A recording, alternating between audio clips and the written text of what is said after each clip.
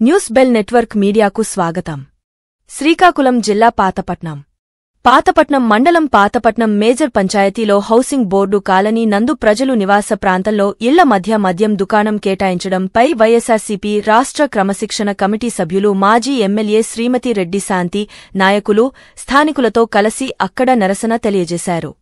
స్థానిక మహిళలు, నివాసస్థులు ఆమె దృష్టికి తీసుకురాగా ఇళ్ల మధ్య మద్యం దుకాణం ఏర్పాటు చేశారని బాధ వ్యక్తం చేశారు.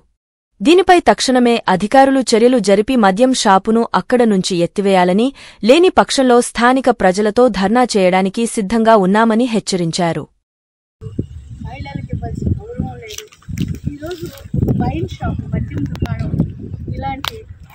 హౌసింగ్ బోర్డ్ కాలనీలో పెట్టడం అనేది చాలా చాలా బాధాకరం, విచారకరం.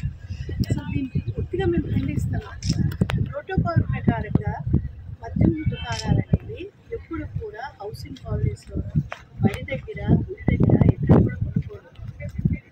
మరి ఈ సమయంలో చూస్తుంటే ఇక్కడ లోకల్స్ చాలా బాధపడుతున్నారు. వాళ్ళు భయపడిపోతున్నారు, భయాందోళనలతో ఉన్నారు.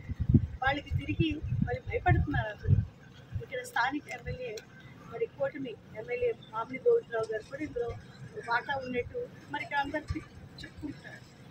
వాళ్ళు పోలీసులను పంపించి ఇక్కడ లేడీస్ ధర్నా చేస్తుంటే ఆపేస్తున్నారు. ఇది ఏమాత్రం న్యాయం? ఇది ఏమైనా ధర్మమా?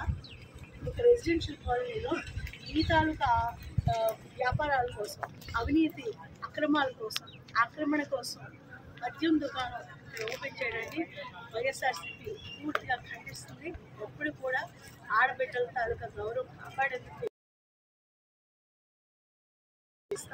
మరి ఇది వెంటనే ఇక్కడి నుంచి తరలించాలని, మరి ఇక్కడ అంతా శాంతి భద్రతలు